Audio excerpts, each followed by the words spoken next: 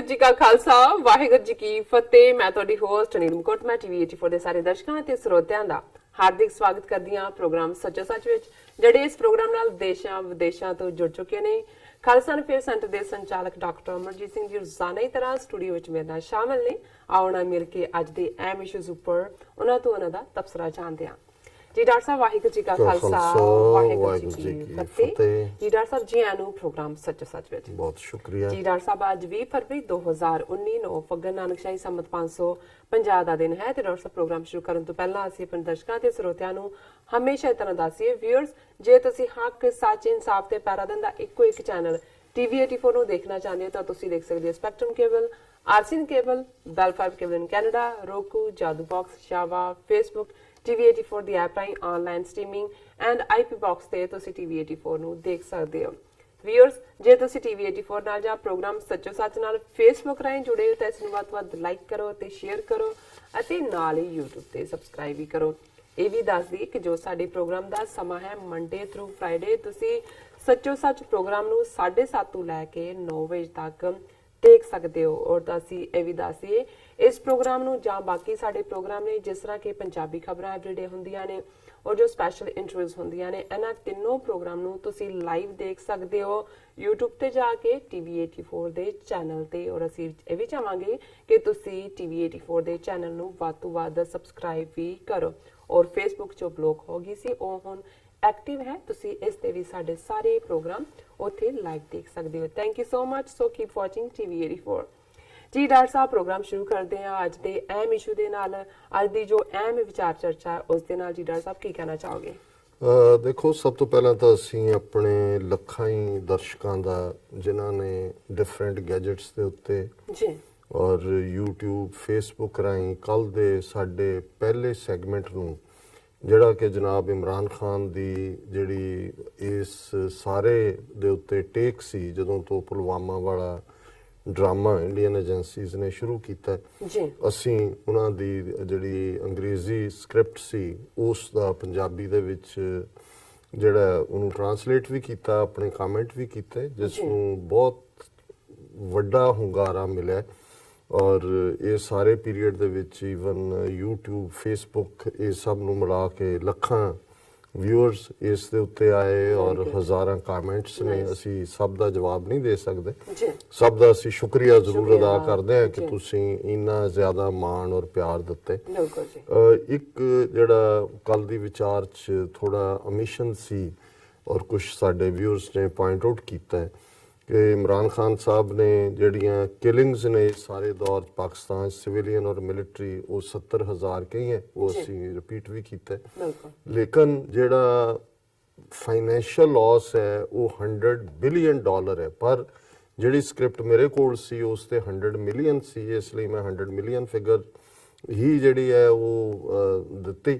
ਲੇਕਿਨ ਇਹ ਫਿਗਰ ਠੀਕ ਨਹੀਂ ਹੈ। ਅਸਲ 'ਚ ਜਿਹੜੀ ਉਹਨਾਂ ਦੀ ਸਪੀਚ ਵੀ ਹੈ ਉਹਦੇ ਚੋਂ 100 ਬਿਲੀਅਨ ਹੈ, ਬਟ ਕਿਸੇ ਨੇ ਲਿਖਿਆ ਵੀ ਸੀ ਕੱਲ। ਹਾਂਜੀ, ਪਰ ਇਹ ਕੋਈ ਟਾਈਪੋ ਐਰਰ ਹੋਏਗਾ ਜਦੋਂ ਕਿ ਉਹਨਾਂ ਨੇ ਉਸ ਦੀ ਸਕ੍ਰਿਪਟ ਬਣਾਈ ਤੇ ਉਸ ਦੇ ਲਈ ਅਸੀਂ ਮਾਫੀ ਵੀ ਚਾਹੁੰਦੇ ਹਾਂ ਕਿਉਂਕਿ ਇਹ 100 ਬਿਲੀਅਨ ਹੈ। ਅੱਜ ਦਾ ਓਪਨਿੰਗ ਇਸ਼ੂ ਅਸੀਂ ਦੁਨੀਆ ਭਰ ਦੇ ਵਿੱਚ ਦੇਖਦੇ ਹਾਂ। ਬੇਸ਼ੱਕ ਦੂਸਰੇ ਵਰਲਡ ਵਾਰ ਤੋਂ ਬਾਅਦ, ਪਹਿਲੀ ਸੰਸਾਰ ਜੰਗ ਤੋਂ ਬਾਅਦ ਵੀ ਲੀਗ ਆਫ ਨੇਸ਼ਨਸ ਹੋਂਦ 'ਚ ਆਈ, ਫਿਰ ਦੂਸਰੇ ਸੰਸਾਰ ਜੰਗ ਤੋਂ ਬਾਅਦ ਯੂਨਾਈਟਿਡ ਨੇਸ਼ਨਸ ਹੋਂਦ ਦੇ ਵਿੱਚ ਆਈ। ਯੂਨਾਈਟਿਡ ਨੇਸ਼ਨਸ ਦੇ ਇਸ ਵੇਲੇ 193 ਤੋਂ ਜ਼ਿਆਦਾ ਦੇਸ਼ ਇਸ ਦੇ ਮੈਂਬਰ ਨੇ, ਉਹਨਾਂ ਦਾ ਹੈੱਡਕੁਆਰਟਰ ਇੱਥੇ ਹੈ। ਫਿਰ ਯੂਰਪ ਜਿਨ੍ਹਾਂ ਨੇ ਦੋਨੋਂ ਹੀ ਵਰਲਡ ਵਾਰਸ ਸ਼ੁਰੂ ਕੀਤੀਆਂ, ਉਹਨਾਂ ਨੇ ਇਹ ਰਿਅਲਾਈਜ਼ ਕੀਤਾ ਕਿ ਵੀ ਨਹੀਂ, ਇਹ ਜਿਹੜੀ ਹੈ ਦੁਸ਼ਮਣੀ ਔਰ ਕਰੋੜਾਂ ਲੋਕਾਂ ਦਾ ਮਰਨਾ ਕਿਸੇ ਅਰਥ ਨਹੀਂ ਹੁੰਦਾ ਔਰ ਇਸ ਨੂੰ ਜਿਹੜਾ ਰੁਕਿਆ ਜਾਣਾ ਚਾਹੀਦਾ। ਸੋ ਜਿੱਥੇ ਯੂਨਾਈਟਿਡ ਨੇਸ਼ਨਸ ਦੀ ਜਿਹੜੀ ਤਾਮੀਰ ਹੋਣਾ ਹੈ ਉਹ ਵੀ ਸੈਕੰਡ ਵਰਲਡ ਵਾਰ ਤੋਂ ਬਾਅਦ ਉਸ ਰਿਪੈਂਟੈਂਸ ਚੋਂ ਜਾਂ ਕੁਛ ਵੀ ਨਾ, ਜੰਗਾਂ ਚੋਂ ਕਦੇ ਕੁਛ ਨਹੀਂ ਨਿਕਲਦਾ, ਉਹਦਾ ਨਤੀਜਾ ਸੀ। ਉੱਥੇ over A period of time Europe ਦੇ ਦੇਸ਼ਾਂ ਨੇ ਈਵਨ ਇੱਕ ਕਦਮ ਅੱਗੇ ਜਾਂਦੇ ਆ ਬਾਰਡਰਸ ਖਤਮ ਕਰ ਦਿੱਤੇ। ਫਿਰ ਜਿਹਨੂੰ ਅਸੀਂ ਯੂਰਪੀਅਨ ਯੂਨੀਅਨ ਕਹਿੰਦੇ ਹਾਂ, ਯੂਰਪੀਅਨ ਯੂਨੀਅਨ ਦਾ ਕਾਨਸੈਪਟ ਜਿਹੜਾ ਕਿਉਂਕਿ ਯੂਨਾਈਟਿਡ ਨੇਸ਼ਨਸ ਤਾਂ ਇੱਕ ਮੋਰ ornamental ਕਿਸਮ ਦੀ ਆਰਗੇਨਾਈਜੇਸ਼ਨ ਬਣ ਗਈ। ਉਹਦੇ ਚ ਖਾਸ ਤੌਰ ਤੇ ਕਿਉਂਕਿ ਜਿਹੜੇ 5 ਮੈਂਬਰ ਦੇਸ਼ ਜਿਨ੍ਹਾਂ ਦੇ ਕੋਲ ਵੀਟੋ ਪਾਵਰ ਹੈ ਸਿਕਿਉਰਿਟੀ ਕੌਂਸਲ ਦੇ ਵਿੱਚ, ਅਮਰੀਕਾ, ਪਹਿਲਾਂ ਸੋਵੀਅਤ ਯੂਨੀਅਨ ਸੀ, ਹੁਣ ਰਸ਼ੀਆ, ਫਰਾਂਸ, ਇੰਗਲੈਂਡ ਔਰ ਚਾਈਨਾ। ਸੋ ਜ਼ਾਹਰ ਹੈ ਕਿ ਇਹ ਤਾਂ ਇੱਕ ਪਲੇ ਗੇਮ ਹੁੰਦੀ ਹੈ ਔਰ ਜਿਸ ਦਾ ਜੋ ਇੰਟਰਸਟ ਹੁੰਦਾ ਹੈ ਉਹਦੇ ਮੁਤਾਬਕ ਤਾਂ ਜਿਹੜੇ ਉਹਨਾਂ ਦੇ ਸਪੋਰਟਿਵ ਦੇਸ਼ ਹੁੰਦੇ ਨੇ ਉਹਨਾਂ ਦੇ ਹੱਕ 'ਚ ਜਾਂ ਵਿਰੋਧ 'ਚ ਵੀਟੋ ਕਰਨਾ ਇਹ ਆਮ ਜਿਹੀ ਖੇਡ ਹੈ। ਜੇ ਇਵੇਂ ਨਾ ਹੁੰਦਾ ਤੇ ਕਸ਼ਮੀਰ ਦਾ ਇਸ਼ੂ ਜਿਹੜਾ ਕਿ ਖੁਦ Jawahar Lal Nehru prime minister India ਦਾ UN 'ਚ ਲੈ ਕੇ ਆਇਆ ਔਰ UN ਸਿਕਿਉਰਿਟੀ ਕੌਂਸਲ ਦੇ ਆਪਣੇ ਉਸ ਦੇ ਉੱਤੇ 16-17 ਰੈਜ਼ੋਲੂਸ਼ਨਸ ਨੇ ਪਿਛਲੇ 72 ਸਾਲ 'ਚ ਅਨਰਿਜ਼ੋਲਵਡ ਰਹਾ ਹੁੰਦਾ। ਸੋ ਜ਼ਾਹਰ ਹੈ ਕਿ ਇਸ ਸਾਰੇ 'ਚ ਜੋ ਦੁਨੀਆ ਦੇ ਵਿੱਚ ਅੱਜ 21ਵੀਂ ਸਦੀ 'ਚ ਚੱਲ ਰਿਹਾ ਹੈ ਇਹਦੇ 'ਚ ਕਲੋਨੀਅਲ ਮੈਪ ਮੇਕਿੰਗ ਮਿਸਚਿਫ ਵੀ ਹੈ। ਉਹ ਬ੍ਰਿਟਿਸ਼ਰਸ ਦੀ ਹੋਏ ਜੋ ਉਹਨਾਂ ਨੇ ਸਾਡੇ ਸਾਊਥ ਏਸ਼ੀਆ 'ਚ ਕੀਤੀ, ਜਾਂ ਫ੍ਰੈਂਚ ਹੋਏ, ਜਾਂ ਦੂਸਰੀਆਂ ਜਿਨ੍ਹਾਂ ਨੇ ਵੀ ਸਪੈਨਿਸ਼, ਪੁਰਤਗਾਲੀ, ਜਿੱਥੇ ਵੀ ਤੁਸੀਂ ਅੱਜ ਮਿਡਲ ਈਸਟ ਦੇ ਵਿੱਚ ਜੋ ਕੁਝ ਚੱਲ ਰਿਹਾ ਹੈ ਫਸਟ ਵਰਲਡ ਵਾਰ ਤੋਂ ਬਾਅਦ ਇਹਨਾਂ ਨੇ with the notch of the pen ਉਹ ਨਕਸ਼ਾ ਡਰਾ ਕੀਤਾ, ਕੁਵੈਤ ਔਰ ਇਰਾਕ ਬਣਾ ਦਿੱਤੇ ਔਰ ਜਿੱਥੇ ਜਿੱਥੇ ਇਹਨਾਂ ਨੂੰ ਸੂਟ ਕਰਦਾ ਸੀ ਕਿਸੇ ਨੇ ਆਪਣਾ ਆਇਲ ਇੰਟਰਸਟ ਰੱਖਿਆ, ਕਿਸੇ ਨੇ ਸਮੁੰਦਰ ਤੋਂ ਦੂਰ ਜਾਂ ਨੇੜੇ ਰੱਖਣ ਦੀ ਗੱਲ ਕੀਤੀ। ਸੋ ਕੁੱਲ ਮਿਲਾ ਕੇ ਜੇ ਅਸੀਂ ਦੇਖੀਏ ਕਿ ਵੀ ਇਹ ਯੂਰਪੀਅਨ ਪਾਵਰਸ ਇਹਨਾਂ ਨੇ ਦੁਨੀਆ ਨੂੰ ਕਲੋਨਾਈਜ਼ ਕੀਤਾ, ਉਹੀ ਜੋ ਦੁਨੀਆ ਦੇ ਵਿੱਚ ਬਹੁਤ ਕੁਝ ਕਿਤੇ ਚੱਲ ਰਿਹਾ ਹੈ ਉਸ ਦੇ ਲਈ ਵੀ ਉਹ ਜ਼ਿੰਮੇਵਾਰ ਨੇ। ਪਰ ਉਹਨਾਂ ਨੇ ਘੱਟੋ ਘੱਟ ਆਪਣੇ ਝਗੜੇ ਨਿਬੇੜਨ ਦੇ ਲਈ, ਕਿਉਂਕਿ ਇਹ ਜਿਹੜੀਆਂ ਵਰਲਡ ਵਾਰ ਸੀ ਇਹ ਕੋਈ ਕਲੀਆਂ ਆਫਸ਼ੋਰ ਨਹੀਂ ਸੀ ਲੜੀਆਂ ਜਾਂਦੀਆਂ। ਉਹ ਤਾਂ ਜਿਵੇਂ ਹਿਟਲਰ ਨੇ ਕਿਵੇਂ ਅੱਧਾ ਯੂਰਪ ਕਾਬੂ ਕੀਤਾ, ਬਾਅਦ ਚ ਵੀ ਜਦੋਂ ਸੈਕੰਡ ਵਰਲਡ ਵਾਰ ਤੋਂ ਬਾਅਦ ਵੈਸਟਰਨ ਯੂਰਪ ਅਮਰੀਕਾ ਦੇ ਇਨਫਲੂਐਂਸ ਥੱਲੇ ਆਇਆ, ਨੈਟੋ ਔਰ ਦੂਸਰਾ ਬਣਿਆ, ਈਸਟਰਨ ਯੂਰਪ ਨੂੰ ਸੋਵੀਅਤ ਯੂਨੀਅਨ ਨੇ ਔਰ ਜਿਸ ਚੋਂ ਫਿਰ ਉਹ ਜੋ ਵੀ Czechoslovakia, Poland, Hungary, East Germany, ਉਹਨਾਂ ਸਾਰਿਆਂ ਦਾ ਕੀ ਰਿਹਾ ਇੱਕ ਵੱਖਰਾ ਵਿਸ਼ਾ। ਪਰ ਕੁੱਲ ਮਿਲਾ ਕੇ ਯੂਰਪੀਅਨ ਯੂਨੀਅਨ ਨੇ ਆਪਣੇ ਜਿਹੜੇ ਨੇ ਡਿਫਰੈਂਸਿਸ ਨੂੰ ਘੱਟ ਕਰਦਿਆਂ ਇਹ ਜਿਹੜਾ ਯੂਰਪੀਅਨ ਯੂਨੀਅਨ ਦਾ ਕਨਸੈਪਟ ਦਿੱਤਾ, ਉਹਦੇ ਚ ਯੂਰਪੀਅਨ ਪਾਰਲੀਮੈਂਟ ਵੀ ਬਣੀ ਔਰ ਯੂਰਪੀਅਨ ਕੋਰਟ ਵੀ ਹੋਣ ਦੇ ਵਿੱਚ ਆਇਆ। ਇਹ ਵੱਖਰੀ ਗੱਲ ਹੈ ਕਿ ਜੋ ਕੁਝ ਹੁਣ ਬ੍ਰਿਟਨ ਦਾ ਉਹਦੇ ਚੋਂ ਯੂਰਪੀਅਨ ਯੂਨੀਅਨ ਚੋਂ ਨਿਕਲਣ ਦੀ ਲਾਈਨ ਹੈ ਉਹਦੇ ਥੱਲੇ ਕਈ ਕੁਝ ਚੱਲ ਰਿਹਾ, ਲੇਕਿਨ even European Union without Britain ਵੀ ਜਿਹੜੀ ਹੈ ਉਹਨਾਂ ਨੇ ਦੇਖ ਲਿਆ ਹੋਇਆ ਕਿ ਉਹਦੇ ਚ ਉਹਨਾਂ ਨੂੰ ਫਾਇਦਾ ਹੀ ਹੋਏ ਨੇ। ਬਾਰਡਰ ਇਰੈਲੇਵੈਂਟ ਹੋ ਗਿਆ, ਆਵਾਜਾਈ ਕਿਸੇ ਦੇ ਲਈ ਵੀ, ਔਰ ਸਾਡੇ ਵੀ ਲੋਕਾਂ ਨੂੰ ਉਸ ਚੋਂ ਫਾਇਦਾ ਮਿਲਿਆ। ਹੁਣ ਜੇ ਜਿਹੜੇ ਲੋਕ ਵਿਚਾਰੇ ਬਿਨਾਂ ਕਾਗਜ਼ਾਂ ਤੋਂ ਬੈਠੇ ਸੀ, ਕੋਈ ਇੰਗਲੈਂਡ 'ਚ ਬੈਠਾ ਸੀ, ਕੋਈ ਲੁਕ ਛਿਪ ਕੇ ਰਹਿੰਦੇ ਸੀ, ਜਦੋਂ ਇਟਲੀ ਨੂੰ ਲੱਗਾ ਵੀ ਉਹਦੀ ਇਕਨੋਮੀ ਨੂੰ ਉੱਪਰ ਚੁੱਕਣ ਲਈ ਲੇਬਰ ਚਾਹੀਦੀ ਹੈ, ਉਹਨਾਂ ਨੇ ਕਾਗਜ਼ ਪੱਤਰ ਖੋਲੇ, ਸਾਰੇ ਉੱਥੇ ਆ ਗਏ। ਲੇਕਿਨ ਅਸੀਂ ਇਹ ਦੇਖਦੇ ਹਾਂ ਕਿ ਯੂਰਪੀਅਨ ਯੂਨੀਅਨ ਜਿਹੜੀ ਹੈ ਔਰ ਉਹਨਾਂ ਦੀ ਪਾਰਲੀਮੈਂਟ ਉਹ ਇੱਕ ਫੋਰਮ ਵੀ ਬਣੀ ਜਿਹਦੇ 'ਚ ਕਿ ਜਿਹੜੀਆਂ ਚੀਜ਼ਾਂ ਬੇਸ਼ੱਕ UN ਦੇ ਵਿੱਚ ਇਹਨਾਂ ਦੇ 2 ਓਪਨਿੰਗ ਹੁੰਦੀ ਹੈ, ਸੈਪਟੈਂਬਰ ਜਨਰਲ ਅਸੈਂਬਲੀ ਸੈਸ਼ਨ, ਔਰ ਉਹ ਮੋਰ ਕਸਟਮਰੀ ਹੈ, ਬਟ ਜਦੋਂ ਕੋਈ ਇਸ਼ੂ ਯੂਰਪੀਅਨ ਪਾਰਲੀਮੈਂਟ ਦੇ ਵਿੱਚ ਵੀ ਲਈ ਜਾਂਦੀ ਹੈ ਕਿਉਂਕਿ ਯੂਰਪ ਹੀ ਅਲਟੀਮੇਟਲੀ ਡਿਸਾਈਡਿੰਗ ਫੈਕਟਰ ਹੈ ਪ੍ਰੀ ਸੈਕੰਡ ਵਰਲਡ ਵਾਰ, ਜਦੋਂ ਤੋਂ ਬਾਅਦ ਅਮਰੀਕਾ ਇੱਕ ਸੁਪਰ ਪਾਵਰ ਆਈ।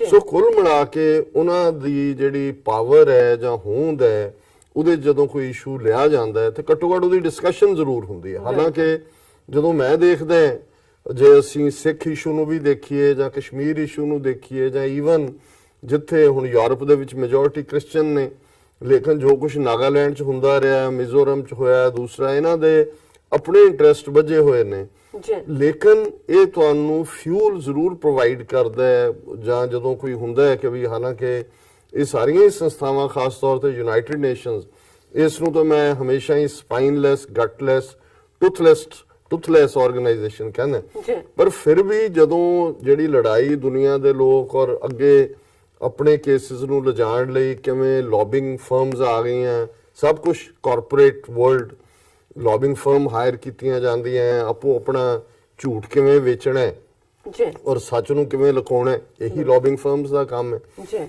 ਔਰ ਇਸ ਸਾਰੇ ਚੋਂ ਜਿਹੜੀ ਖਬਰ ਮੈਂ ਸਮਝਦਾ ਕਿਉਂਕਿ ਕਸ਼ਮੀਰ ਦੇ ਹਵਾਲੇ ਨਾਲ ਹੀ ਪਿਛਲੇ 2-3 ਦਿਨ ਤੋਂ ਅਸੀਂ ਲਗਾਤਾਰਤਾ ਨਾਲ since February 14th ਜਦੋਂ ਕਿ ਇਹ ਪੁਲਵਾਮਾ ਵਾਕਿਆ ਇੰਡੀਅਨ ਏਜੰਸੀਜ਼ ਨੇ ਸਟੇਜ ਕੀਤਾ, ਅਸੀਂ ਆਲਰੇਡੀ ਇਹਨਾਂ ਇਸ਼ੂਜ਼ ਨੂੰ ਹੀ ਡਿਸਕਸ ਕਰ ਰਹੇ ਹਾਂ। ਔਰ ਉਹਦੇ 'ਚ ਕੋਈ ਸ਼ੱਕ ਨਹੀਂ ਹੈ ਕਿ ਜਦੋਂ ਐਗਰੈਸਿਵ ਡਿਪਲੋਮੇਸੀ ਦੀ ਗੱਲ ਆਉਂਦੀ ਹੈ, ਹੁਣ ਡਿਪਲੋਮੇਸੀ ਦੇ ਹਵਾਲੇ ਨਾਲ ਜੇ ਕਹਿਣਾ ਹੋਏ ਕਿ ਉੱਥੇ ਤੁਸੀਂ ਆਪਣੇ ਜ਼ੁਲਮ, ਆਪਣੇ ਝੂਠ, ਆਪਣਾ ਗੰਦ ਉਹ ਲੁਕਾਉਂਦੇ ਹੋ ਔਰ ਆਪਣਾ ਬ੍ਰਾਈਟਰ ਫੇਸ ਔਰ ਆਪਣੇ ਇੰਟਰਸਟ ਔਰ ਉੱਥੇ ਤੁਸੀਂ ਕਿਹਨੂੰ ਆਪਣੇ ਨਾਲ ਜੋੜਦੇ ਹੋ, ਕਿਹਦੀ ਵੋਟ ਪਾਉਂਦੇ ਹੋ, ਕਿਹੜੀ ਮੀਟਿੰਗ 'ਚ ਤੁਸੀਂ ਵੜ ਜਾਂਦੇ ਹੋ, ਕਿਹਦੇ 'ਚ ਇਹੀ ਪਾਰਟ ਹੈ। ਜੀ ਔਰ ਮੈਂ ਇਹ ਸਮਝਦਾ ਹੈ ਕਿ ਹਾਲਾਂਕਿ ਮੇਰੇ ਕੋਲ ਕੋਈ ਅਥਾਰਟੀ ਤਾਂ ਨਹੀਂ ਹੈ ਮੈਂ ਇਸ ਵਿਸ਼ੇ ਦੇ ਉੱਤੇ ਕੋਈ ਬਹੁਤੀ ਡਿਟੇਲ 'ਚ ਗੱਲ ਕਰ ਸਕਾਂ, ਲੇਕਿਨ ਮੈਂ ਦੇਖਦਾ ਹਾਂ ਕਿ ਇੰਡੀਅਨਸ ਨੇ ਜਿੱਥੇ ਇਹਨਾਂ ਪਿਛਲੇ ਸਾਰੇ ਦਹਾਕਿਆਂ 'ਚ ਵੀ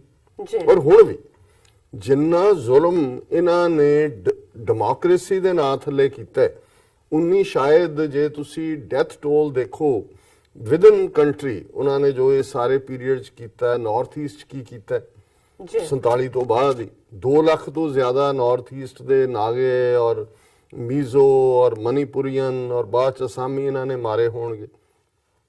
ਪੰਜਾਬ 'ਚ ਕੀ ਕੀਤਾ, 1.5 ਲੱਖ ਤੋਂ ਜ਼ਿਆਦਾ ਸਿੱਖ ਇਹਨਾਂ ਨੇ 1978 ਦੇ ਦੌਰ ਤੋਂ ਲੈ ਕੇ 1995 ਤੱਕ ਪਹੁੰਚਦਿਆਂ ਮਾਰ ਦਿੱਤੇ। ਜੀ ਕਸ਼ਮੀਰ ਦੇ ਵਿੱਚ 1.5 ਲੱਖ ਤੋਂ ਜ਼ਿਆਦਾ ਕਸ਼ਮੀਰੀ ਮਾਰੇ ਨੇ ਔਰ ਵਿਦਨ ਕੰਟਰੀ ਜਿਨ੍ਹਾਂ ਨੂੰ ਕਦੇ ਨਕਸਲਾਈਟ ਦੇ ਖਾਤੇ 'ਚ ਪਾਉਂਦੇ ਨੇ, ਕਦੇ ਇਹਨੂੰ ਕੁਝ ਹੋਰ ਕਰਦੇ ਨੇ, ਜਿਹੜੀਆਂ 7-8 ਸਟੇਟਾਂ ਜਿਨ੍ਹਾਂ ਨੂੰ ਰੈੱਡ ਸਟੇਟਸ ਇਹ ਕਹਿੰਦੇ ਨੇ, ਉਹਦੇ 'ਚ ਜਿਹੜੇ ਟ੍ਰਾਈਬਲ ਸੀ, ਜਿਹੜੇ ਬੇਜ਼ਮੀਨੇ ਲੋਕ ਵਿਚਾਰੇ, ਜਿਹੜਾ ਇਹਨਾਂ ਨੇ ਕਾਰਪੋਰੇਟ ਦੇ ਨਾਲ ਸਮਝੌਤੇ ਕੀਤੇ ਔਰ ਉਹਨਾਂ ਦੇ ਟ੍ਰਾਈਬਲਸ ਦੀਆਂ ਜ਼ਮੀਨਾਂ ਉਹਨਾਂ ਦੇ ਹਵਾਲੇ ਕਰਵਾ ਦਿੱਤੀਆਂ। ਜਦੋਂ ਉਹਨਾਂ ਨੇ ਰੈਜ਼ਿਸਟ ਕੀਤਾ ਤੇ ਉਸ ਨੂੰ ਉਹਨਾਂ ਦੇ ਕੋਲ ਹੋਰ ਕੋਈ ਤਰੀਕਾ ਨਹੀਂ ਸੀ। ਔਰ ਜਿਵੇਂ ਅਰੁਣਧੌਤੀ ਰਾਏ ਨੇ ਇੱਕ ਵਾਰੀ ਇਹ ਕਿਹਾ ਸੀ ਟ੍ਰਾਈਬਲਸ ਬਾਰੇ ਕਿ ਦੇ ਆਰ ਗਾਂਧੀਅਨਸ ਵਿਦ ਗਨਸ, ਜੀ ਕਿ ਵੀ ਉਹਨਾਂ ਕੋਲ ਗਾਂਧੀ ਦਾ ਭੁੱਖਾ ਰਹਿਣ ਦਾ ਡਰਾਮਾ ਕਰਦਾ ਇਸ ਤੋਂ ਪਹਿਲਾਂ ਹੀ ਉਹਨਾਂ ਦੇ ਪੇਟ ਭੁੱਖੇ ਨੇ। ਜੀ ਸੋ ਦੇ ਆਰ ਗਾਂਧੀਅਨਸ ਵਿਦ ਗਨਸ, ਲੇਕਿਨ ਉਹ ਸਾਰੀਆਂ ਐਟਰੋਸਿਟੀਜ਼ ਜਿਹੜੀਆਂ ਨੇ ਲੁਕ ਜਾਂਦੀਆਂ ਰਹੀਆਂ ਨੇ। ਕਸ਼ਮੀਰ 'ਚ ਕੀ ਚੱਲ ਰਿਹਾ ਇਹ ਸਾਰੇ ਪੀਰੀਅਡ 'ਚ, ਪੈਲਟ ਗਨਸ ਨੇ, ਕਿਵੇਂ ਹਜ਼ਾਰਾਂ ਬੱਚੇ ਜਿਹੜੇ ਨੇ ਉਹ ਨਬੀਨੇ ਬਣਾ ਦਿੱਤੇ, ਬਲਾਈਂਡ ਕਰ ਦਿੱਤੇ, ਕਿਵੇਂ ਜਿਹੜੀਆਂ ਨੇ ਮਾਸ ਗ੍ਰੇਵਸ ਉੱਥੋਂ ਸਾਹਮਣੇ ਆਉਂਦੀਆਂ ਨੇ, ਝੂਠੇ ਐਨਕਾਊਂਟਰ ਨੇ। ਪਰ ਇਸ ਸਾਰੇ ਨੂੰ ਮੈਂ ਇਹ ਸਮਝਦਾ ਹਾਂ ਕਿ ਪਾਕਿਸਤਾਨ ਨੇ, ਬੇਸ਼ੱਕ ਪਾਕਿਸਤਾਨ ਦੇ ਆਪਣੇ ਚੈਲੰਜਸ ਵੀ ਵਿਦਨ ਰਹੇ, ਬੇਸ਼ੱਕ ਪਾਕਿਸਤਾਨ ਅਮਰੀਕਾ ਬਲੌਕ 'ਚ ਰਿਹਾ ਜਿਹੜਾ ਡਿਪਲੋਮੇਸੀ ਦੇ ਲਿਹਾਜ਼ ਨਾਲ, ਪਰ ਮੈਨੂੰ ਹਮੇਸ਼ਾ ਇਹ ਲੱਗਦਾ ਹੈ ਕਿ ਪਾਕਿਸਤਾਨ ਦੀ ਡਿਪਲੋਮੇਸੀ ਉਨੀ ਐਗਰੈਸਿਵ ਨਹੀਂ ਰਹੀ ਸਾਰੇ ਇਸ ਪਾਸਟ ਪੀਰੀਅਡ 'ਚ, ਜਿਹਦੇ ਥੱਲੇ ਜਿਹੜਾ ਇੰਡੀਅਨ ਇਹ ਔਨਸਲੌਟ ਹੈ, ਇਹਦੇ ਬਾਵਜੂਦ ਕਿ ਉਹ ਗੁਨਾਹਗਾਰ ਰਹੇ, ਉਸ ਨੂੰ ਉਹ ਜਿਹੜੇ ਨੇ ਬਲੰਟ ਕਰਦੇ ਜਾਂ ਆਪਣਾ ਕੇਸ ਪ੍ਰੈਜ਼ੈਂਟ ਕਰਦੇ। ਹਾਲਾਂ ਵਾਸ਼ਿੰਗਟਨ ਡੀਸੀ 'ਚ ਅਸੀਂ 1994 ਦੇ ਵਿੱਚ ਖਾਲਿਸਤਾਨ ਅਫੇਅਰ ਸੈਂਟਰ ਖੋਲ੍ਹਿਆ ਔਰ ਇਹ ਸਾਰੇ ਪੀਰੀਅਡ ਥੋੜਾ ਬਹੁਤ ਇੰਟਰੈਕਸ਼ਨ ਵੀ ਰਿਹਾ। ਮੈਂ ਸਮਝਦਾ ਹਾਂ ਵੀ ਇੱਕ ਜਦੋਂ 1998 ਦੇ ਵਿੱਚ ਇੰਡੀਆ ਪਾਕਿਸਤਾਨ ਦੋਨਾਂ ਨੇ ਨਿਊਕਲੀਅਰ ਧਮਾਕੇ ਕੀਤੇ ਤੇ ਐਂਬੈਸਡਰ ਰਿਆਜ਼ ਖੋਖਰ ਸਨ ਉੱਥੇ, ਔਰ ਉਹ ਕਾਫੀ ਐਕਸਪੀਰੀਅੰਸਡ ਫੋਰਨ ਸਰਵਿਸ ਪਾਕਿਸਤਾਨ ਦੇ ਔਰ ਸੀਜ਼ਨਡ ਜਿਹੜੇ ਨੇ ਉਹ ਫੋਰਨ ਆਫਿਸ ਦੇ ਨਾਲ ਸੰਬੰਧਿਤ ਸਨ। ਸੋ ਉਹਨਾਂ ਨੇ ਉਸ ਪੀਰੀਅਡ 'ਚ, ਕਿਉਂਕਿ ਜਦੋਂ ਇਹ ਧਮਾਕੇ ਹੋਏ ਉਸ ਤੋਂ ਹਫਤਾ 2 ਹਫ਼ਤੇ ਪਹਿਲਾਂ, ਹਫਤਾ ਵੀ ਨਹੀਂ ਸ਼ਾਇਦ 2-3 ਦਿਨ ਪਹਿਲਾਂ, ਅਸੀਂ ਕਾਲਮ ਖਾਲਿਸਤਾਨ ਕਾਲਿੰਗ ਦੇ ਨਾਂ ਥੱਲੇ ਜਿਹੜਾ ਛਪਦਾ ਸੀ, ਚੜ੍ਹਦੀ ਕਲਾ 'ਚ ਹੁਣ ਵੀ ਛਪਦਾ, ਉਹ ਲਿਖਿਆ ਕਿ ਬਈ ਸਾਡੇ ਸੋਰਸਿਸ ਦੱਸਦੇ ਨੇ ਕਿ ਵੀ ਇੰਡੀਆ ਦੇ ਵਿੱਚ ਇਹ ਕਰਨ ਜਾ ਰਹੇ ਨੇ ਇਸ ਕਿਸਮ ਦਾ, ਔਰ ਵੀ have 25 million pairs of eyes and ears those who are on the ground, Sikh ਆਬਾਦੀ ਉੱਥੇ, ਔਰ ਇਹ ਕਰ ਰਹੇ ਨੇ।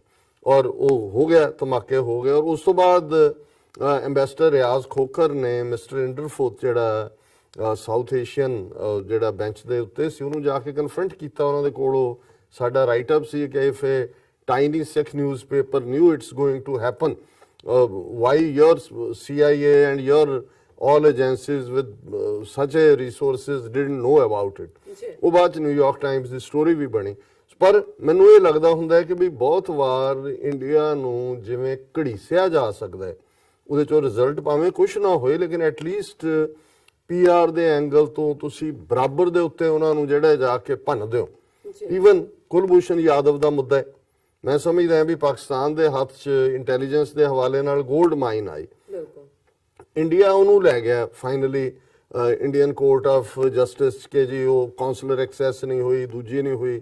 ਹੁਣ 5 ਦਿਨ 'ਚ ਉਹਨਾਂ ਨੇ, ਇੰਡੀਆ ਨੇ ਪਿਛਲੇ 4 ਦਿਨ ਤੋਂ ਚੱਲ ਰਿਹਾ ਆਪਣਾ ਕੇਸ ਮੁਕੰਮਲ ਕਰ ਲਿਆ। ਪਾਕਿਸਤਾਨ ਨੂੰ ਹੁਣ ਵਕਤ ਮਿਲਣਾ ਹੈ, ਸ਼ਾਇਦ ਉਹਨਾਂ ਦੀ ਤਾਂ 5-6 ਘੰਟੇ ਦੀ ਪ੍ਰੈਜੈਂਟੇਸ਼ਨ ਹੀ ਉਹਨਾਂ ਨੂੰ ਦੇਣੀ। ਲੇਕਿਨ ਕੁਲਭੂਸ਼ਣ ਯਾਦਵ ਦਾ ਮੁੱਦਾ ਕਦੇ ਵੀ ਇਸ ਲੈਵਲ ਦੇ ਉੱਤੇ ਇੰਟਰਨੈਸ਼ਨਲਾਈਜ਼ ਨਹੀਂ ਕੀਤਾ ਗਿਆ। ਔਰ ਇਸ ਤੋਂ ਪਹਿਲਾਂ ਵੀ ਜੇ ਹੁਣ India Mumbai attack, parliament attack, ਦੂਜਾ ਸਮਝੌਤਾ ਐਕਸਪ੍ਰੈਸ, ਹਿਮੰਤ ਕਾਰਕਰੇ ਨੇ ਕਿਵੇਂ ਇਸ ਸਾਰੇ ਨੂੰ ਕੀਤਾ ਹੈ। ਉਹਨਾਂ ਦਾ ਸਰਵਿੰਗ ਇੰਟੈਲੀਜੈਂਸ ਦਾ ਕਰਨਲ ਪ੍ਰੋਤ, ਉਹ ਸਾਧਵੀ ਪ੍ਰਗਿਆ, ਔਰ ਉਹ ਕਿਵੇਂ ਔਰ ਸਮਝੌਤਾ ਐਕਸਪ੍ਰੈਸ 'ਚ ਮਰਨ ਵਾਲੇ 60 ਤੋਂ ਜ਼ਿਆਦਾ ਪਾਕਿਸਤਾਨੀ ਸਿਟੀਜ਼ਨ ਸਨ ਔਰ ਉਦੋਂ ਇਹ ਸਾਰਾ ਲਸ਼ਕਰੇ ਤਾਇਬਾ ਔਰ ਦੂਜਿਆਂ ਦੇ ਖਾਤੇ 'ਚ ਹੀ ਪਾਇਆ ਸੀ।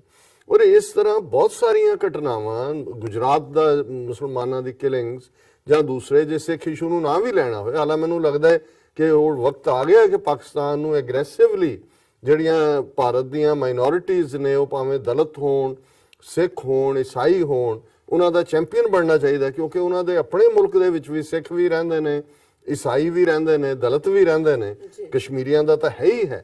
ਸੋ ਮੈਂ ਸਮਝਦਾ ਵੀ ਇਹ ਬਹੁਤ ਸਾਰੀਆਂ ਓਪਰਚੁਨਿਟੀਜ਼ ਜਿਹੜੀਆਂ ਨੇ ਬੀਤੇ ਦੇ ਵਿੱਚ, ਜਿਹੜੀਆਂ ਕਿ ਐਗਰੈਸਿਵ ਡਿਪਲੋਮੇਸੀ ਦੇ ਨਾਲ ਕਰਨੀਆਂ ਚਾਹੀਦੀਆਂ ਸੀ, ਉਹ ਹੋਈਆਂ ਨਹੀਂ ਨੇ। ਔਰ ਲੇਕਿਨ ਮੈਂ ਦੇਖ ਰਿਹਾ ਕਿ ਵੀ ਬੇਸ਼ੱਕ ਇਹਦੇ ਲਈ ਐਫਰਟ ਤਾਂ ਕਈ ਦੇਰ ਤੋਂ ਚੱਲ ਰਿਹਾ ਹੁੰਦਾ, ਪਰ ਦੋ ਖਬਰਾਂ ਜਿਹੜੀਆਂ ਅੱਜ ਜਿਨ੍ਹਾਂ ਨੇ ਮੇਰਾ ਧਿਆਨ ਖਿੱਚਿਆ ਔਰ ਮੈਨੂੰ ਲੱਗਾ ਕਿ ਵੀ ਇਹ ਬੜੀ ਟਾਈਮਲੀ ਗੱਲ ਹੈ, ਕਿਉਂਕਿ ਯੂਨਾਈਟਿਡ ਨੇਸ਼ਨਸ ਦੀ ਜਿਹੜਾ ਉਹਨਾਂ ਦਾ ਹਿਊਮਨ ਰਾਈਟਸ ਨਾਲ ਇਸ਼ੂ ਕੌਂਸਲ ਹੈ, ਉਹਦਾ ਹੈੱਡਕੁਆਟਰ ਜਨੀਵਾ 'ਚ ਹੈ। ਔਰ ਉਹਨਾਂ ਨੇ ਜੂਨ 2018 ਦੇ ਵਿੱਚ ਜੰਮੂ ਕਸ਼ਮੀਰ ਦੇ ਵਿੱਚ ਕੀ ਚੱਲ ਰਿਹਾ ਹੈ, ਉਹਦੇ 'ਚ ਇੰਡੀਅਨ ਪਾਰਟ ਵੀ ਸੀ, ਪਾਕਿਸਤਾਨੀ ਪਾਰਟ ਵੀ ਸੀ, ਜਿਹੜਾ ਦੂਸਰੇ ਕਸ਼ਮੀਰ ਵਾਲੇ ਪਾਸੇ, ਬਟ ਇੰਡੀਆ ਨੂੰ ਬਲਾਸਟ ਕੀਤਾ ਸੀ। ਹੁਣ 49 ਪੇਜਸ ਰਿਪੋਰਟ ਸੀ ਔਰ ਇਹ ਜੂਨ 2018 'ਚ ਆਈ। ਹੁਣ ਉਸ ਰਿਪੋਰਟ ਨੂੰ ਆਧਾਰ ਬਣਾ ਕੇ ਬੀਤੇ ਦਿਨ ਜਿਹੜੀ ਹੈ ਯੂਰਪੀਅਨ ਪਾਰਲੀਮੈਂਟ ਦੇ ਵਿੱਚ ਜਿਹੜੀ ਹੈ ਇੱਕ ਫੁੱਲ ਡਿਸਕਸ਼ਨ ਹੋਈ ਹੈ। ਉਹਨਾਂ ਦੀ ਸਬ ਕਮੇਟੀ ਜਿਹੜੀ ਹਿਊਮਨ ਰਾਈਟਸ ਤੇ ਹੈ ਔਰ ਉਹਨੂੰ ਚੇਅਰ ਕਰਦੇ ਨੇ ਪਾਇਰ ਐਂਟੋਨੀਓ ਪੈਨਜ਼ੇਰੀ, ਔਰ ਇਹ ਜਿਹੜੀ ਖਬਰ ਵੀ ਬਣੀ ਔਰ ਇਸ ਦੇ ਉੱਤੇ ਜਿਹੜੀ ਹੈ ਇਸ ਡਿਸਕਸ਼ਨ ਦੇ ਵਿੱਚ even Azad Jammu and Kashmir ਦੇ ਪ੍ਰਾਈਮ ਮਿਨਿਸਟਰ ਰਾਜ਼ਾ ਫਾਰੂਕ ਵੀ ਉੱਥੇ ਸਨ, ਪਾਕਿਸਤਾਨ ਦੇ ਐਂਬੈਸਡਰ ਜਿਹੜੇ ਬੈਲਜੀਅਮ 'ਚ ਨੇ ਕਿਉਂਕਿ ਯੂਰਪੀਅਨ ਯੂਨੀਅਨ ਦਾ ਹੈੱਡਕੁਆਟਰ, ਉਹ ਵੀ ਉੱਥੇ ਮੌਜੂਦ ਸਨ। ਯੂਰਪੀਅਨ ਯੂਨੀਅਨ, ਲਗਜ਼ਮਬਰਗ ਐਂਡ ਨਾਗਮਾਨਾ ਆਲਮਗੀਰ ਹਾਸ਼ਮੀ, ਇਹ ਐਂਬੈਸਡਰ ਸਾਰੇ ਇਸ ਰੀਜਨ ਦੇ ਨੇ, ਉਹ ਵੀ ਉੱਥੇ ਸਨ। ਔਰ ਇਸ ਤੋਂ ਇਲਾਵਾ ਜਿਹੜੇ ਯੂਰਪੀਅਨ ਪਾਰਲੀਮੈਂਟ ਦੇ ਬਹੁਤ ਸਾਰੇ ਮੈਂਬਰ ਨੇ, ਲਾਰਜ ਨੰਬਰ, ਉਹਨਾਂ ਨੇ ਵੀ ਪਾਰਟਿਸਿਪੇਟ ਕੀਤਾ ਹੈ।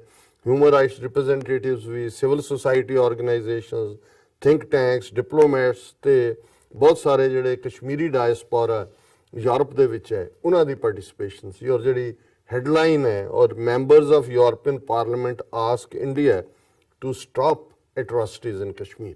ਸੋ ਮੈਂ ਸਮਝਦਾ ਵੀ ਜਦੋਂ ਇਹਨਾਂ ਨੇ ਇੰਡੀਅਨਸ ਨੇ ਬੜਾ ਵਾਵੇਲਾ ਔਰ ਹੋ ਹੱਲਾ ਖੜਾ ਕੀਤਾ ਹੋਇਆ ਹੈ ਔਰ ਪੂਰਾ ਜਿਹੜਾ ਉਹਨਾਂ ਨੇ ਉਹ ਟੈਂਪਰੇਚਰ ਕ੍ਰੀਏਟ ਕਰ ਦਿੱਤਾ ਹੈ ਜਿਹਦੇ ਥੱਲੇ ਆਲਰੇਡੀ ਵੋਟਾਂ ਮੰਗਣ ਲੱਗ ਗਏ ਨੇ। ਅਜੇ ਤਾਂ ਇਹ ਡਿਬੇਟ ਹੋ ਰਿਹਾ ਸੀ ਕਿ ਇਹਦਾ ਮੋਟਿਵ ਕੀ ਹੈ, ਇਹ ਹੋਏਗਾ। ਆਲਰੇਡੀ ਅੱਜ ਯੂਪੀ ਦੇ ਵਿੱਚ ਐਡਰੈਸ ਕਰ ਰਿਹਾ ਸੀ ਨਰਿੰਦਰ ਮੋਦੀ, ਜਿੱਥੇ ਉਹਨੇ ਉਹ ਗੁੰਡਾ ਕ੍ਰਿਮੀਨਲ ਆਦਿੱਤਿਆਨਾਥ ਯੋਗੀ ਚੀਫ ਮਿਨਿਸਟਰ, ਉਹਦੀ ਬੜੀ ਤਾਰੀਫ ਕੀਤੀ, ਪਰ ਨਾਲ ਹੀ ਉਹਨੇ ਕਿਹਾ ਜੀ ਦੇਖੋ ਪੁਲਵਾਮਾ 'ਚ ਸਾਡੇ ਜੋ ਉਹਦਾ ਸਟਾइल है, पुलवामा में हमारे जवानों ने जो शहादत दी, आप हमें वोट दें, आप हमें। सो ऑलरेडी उन्होंने और यही गल ਜਿਹੜਾ ਅਮਿਤ ਸ਼ਾਹ ਹੈ ਉਹ ਅਸਾਮ ਦੇ ਵਿੱਚ ਜਾ ਕੇ ਉਹਨੇ ਕਿਹਾ ਕਿ ਜੀ ਦੇਖੋ ਇੰਨੀਆਂ ਜਿਹੜੀ ਸ਼ਹੀਦੀਆਂ ਹੋ ਗਈਆਂ, ਖੂਨ ਡੁੱਲਿਆ ਔਰ ਅਸੀਂ ਇਸ ਦਾ ਬਦਲਾ ਲਵਾਂਗੇ, ਉਹ ਤਾਂ ਹੀ ਹੋਏਗਾ ਜੇ ਤੁਸੀਂ ਸਾਨੂੰ ਵੋਟਾਂ ਦਿਓ। ਸੋ ਆਲਰੇਡੀ ਉਹਨਾਂ ਇੱਕ ਪਾਸੇ ਰੌਲਾ ਪਾ ਰਹੇ ਸੀ ਜੀ ਨਹੀਂ ਇਹ ਨੈਸ਼ਨਲ ਸਿਕਿਉਰਿਟੀ ਇਸ਼ੂ, ਇਹ ਉਹ, let we may not do politics on it. So already ਇਹ ਜਿਹੜੇ ਦੋਨੋਂ ਹੀ ਨੇ ਇਹ ਉਹਦੇ ਨਾਂ ਦੇ ਉੱਤੇ ਵੋਟਾਂ ਮੰਗ ਰਹੇ ਨੇ। ਸੋ ਮੈਂ ਸਮਝਦਾ ਵੀ ਉਸ ਲਿਹਾਜ਼ ਨਾਲ ਇਹ ਜਿਹੜਾ ਯੂਰਪੀਅਨ ਪਾਰਲੀਮੈਂਟ ਦੀ ਉਹਨਾਂ ਦੀ ਹਿਊਮਨ ਰਾਈਟਸ ਸਬ ਕਮੇਟੀ ਦੀ ਉਸ ਰਿਪੋਰਟ ਦੇ ਉੱਤੇ ਹੀਅਰਿੰਗ ਹੈ ਔਰ ਉਹਦੇ ਚ ਉਹਨਾਂ ਨੇ ਬੜਾ ਸਪੈਸ਼ਲ ਜਿਹੜੀ ਬੜੀ ਕਲੀਅਰਲੀ ਕਿਹਾ ਕਿ we India they have asked India to stop atrocities in Kashmir. ਦਰਸ਼ਕ ਸਕਰੀਨ ਤੇ ਦੇਖ ਰਹੇ ਨੇ, ਉਹਨਾਂ ਦੀ ਚੱਲ ਰਹੀ ਹੈ ਔਰ ਇਹ ਖਬਰ ਹੈ ਕਿ ਵੀ ਔਰ ਇਹ ਬੜੀ ਅਹਿਮੀਅਤ ਵਾਲੀ ਗੱਲ ਹੈ ਕਿ 2007 ਤੋਂ ਬਾਅਦ ਪਹਿਲੀ ਵਾਰ ਜਿਹੜਾ ਇਹ ਯੂਰਪੀਅਨ ਪਾਰਲੀਮੈਂਟ ਦੇ ਵਿੱਚ ਇਸ ਇਸ਼ੂ ਨੂੰ ਸੁਣਿਆ ਜਾ ਰਿਹਾ। ਸੋ ਆਲਰੇਡੀ ਆਲਮੋਸਟ ਜਿਹੜਾ 11-12 ਸਾਲ ਬਾਅਦ ਜਿਹੜਾ 12 ਸਾਲ ਬਾਅਦ ਇਹ ਹੈ ਔਰ ਇਹ ਇੱਕ ਮੈਂ ਸਮਝਦਾ ਵੀ ਇਹ ਇੱਕ ਡਿਪਲੋਮੈਟਿਕ ਸਕਸੈਸ ਹੁੰਦੀ ਹੈ ਕਿ ਜਿੱਥੇ ਤੁਸੀਂ ਲੌਬੀ ਔਰ ਯੂਰਪ ਦੇ ਵਿੱਚ ਕਸ਼ਮੀਰੀ ਡਾਇਸਪੋਰਾ ਵੀ ਕਾਫੀ ਐਕਟਿਵ ਹੈ ਔਰ ਉਹਦੇ 'ਚ ਉਹਨਾਂ ਨੇ ਕਿਹਾ ਕਿ ਵੀ ਇਹ ਜਿਹੜਾ ਹੈ an overwhelming majority of members of European Parliament attending a landmark event on the rights situation in occupied Kashmir on Tuesday put their weight behind the recommendations of United Nations report on the state of human rights in the valley and called on India to immediately halt its atrocities in Kashmir। ਔਰ ਇਹ foreign office ਨੇ ਵੀ ਪਾਕਿਸਤਾਨ ਦੇ press releases ਦਿੱਤੀ ਹੈ। ਜੀ ਸੋ ਜ਼ਾਹਰ ਹੈ ਵੀ ਜਦੋਂ ਇਹ ਰਿਪੋਰਟ ਵੀ ਆਈ 49 ਪੇਜ, ਇੰਡੀਆ ਨੇ ਉਹਨੂੰ ਟਰੈਸ਼ ਕੀਤਾ ਕਿ ਕੀ ਹਸੀਅਤ ਹੈ UN ਦੀ ਔਰ ਰਿਪੋਰਟ ਦੇਣ ਵਾਲੇ, ਕਿਉਂਕਿ ਮਿਡਲ ਈਸਟ ਦੇ ਸ਼ਾਇਦ ਪ੍ਰਿੰਸ ਹੀ ਸੀ ਕੋਈ, ਈਵਨ ਉਹਦੀ ਜਿਹੜੀ ਪਰਸਨਲ ਇੰਟੈਗ੍ਰਿਟੀ ਹੈ ਉਹਦੇ ਤੇ ਵੀ ਜਿਹੜਾ ਅਟੈਕ ਕੀਤਾ ਜੀ ਔਰ ਇਹ ਸਾਰੀ ਜਿਹੜੀ ਡੀਟੇਲ ਹੈ ਇਸ ਦੇ ਉੱਤੇ। ਔਰ ਕ੍ਰਿਸਟੀਨ ਚੁੰਗ ਜਿਹਨੇ ਇਹ ਰਿਪੋਰਟ ਲਿਖੀ ਹੈ ਔਰ ਇਹ ਜਿਹੜੀ ਪੂਰੀ ਦੀ ਹੈ United nations office of high commissioner on human rights OHCHR, ਉਹ ਜਿਹੜੀ ਹੈ ਉਹ ਵੀ ਬੀਬੀ ਉੱਥੇ ਮੌਕੇ ਤੇ ਮੌਜੂਦ ਸੀ। ਔਰ ਇਸ ਸਾਰੀ ਚੋਂ ਜਿਹੜੀ ਜਿਵੇਂ ਮੈਂ ਦੱਸਿਆ ਵੀ ਸਬ ਕਮੇਟੀ ਨੇ ਚੇਅਰ ਕੀਤਾ ਹੈ ਔਰ ਇਸ 'ਚ ਜਿਹੜਾ ਚੇਅਰ ਨੇ ਪੁਆਇੰਟ ਆਊਟ ਕੀਤਾ ਹੈ ਕਿ issue of Kashmir was the longest unresolved issue on the agenda of the United Nations, and the European Union believes that dialogue among nations is necessary to resolve such issues। कि longest pending ਜਿਹੜਾ ਹੈਗਾ ਔਰ ਉਹਦੇ ਚ ਗੱਲਬਾਤ ਹੋਣੀ ਚਾਹੀਦੀ। He however pointed out that event was focused on the human rights situation in Kashmir and the plight of Kashmiris, ਕਿਉਂਕਿ ਜਿਹੜਾ ਡਿਸਕਸ਼ਨ ਦਾ ਬੇਸ ਸੀ ਉਹ ਉਹਨਾਂ ਦਾ ਉਹੀ ਸੀ ਜੋ ਕਿ ਰਿਪੋਰਟ ਦੇ ਵਿੱਚ ਆਲਰੇਡੀ ਬੜੀ ਡਿਟੇਲ ਦੇ ਵਿੱਚ ਦਿੱਤਾ ਹੋਇਆ ਜੀ ਔਰ ਉਸ ਰਿਪੋਰਟ ਦੇ ਵਿੱਚ ਜਿਹੜਾ ਇੱਕ ਕਨਕਲੂਸਿਵ ਪਾਰਟ ਹੈ, ਰਿਕਮੈਂਡੇਸ਼ਨਸ ਨੇ, ਉਹ ਇੱਕ ਕਮਿਸ਼ਨ ਬਣਾਉਣ ਦੀ ਹੈ। ਹੁਣ ਦੇਖਣ ਵਾਲੀ ਗੱਲ ਇਹ ਹੈ ਕਿ ਅਜੇ ਤੱਕ ਕੋਈ ਕਮਿਸ਼ਨ ਜਿਹੜਾ ਹੈ ਉਹ ਹੋਣ ਦੇ ਵਿੱਚ ਨਹੀਂ ਆਇਆ ਔਰ ਜਦੋਂ ਤੱਕ ਕਮਿਸ਼ਨ ਨਹੀਂ ਹੁੰਦਾ ਇਸ ਦੀ ਗੱਲ ਨੂੰ ਅੱਗੇ ਨਹੀਂ ਤੋਰਿਆ ਜਾ ਸਕਦਾ। ਔਰ ਜਿਹੜੀ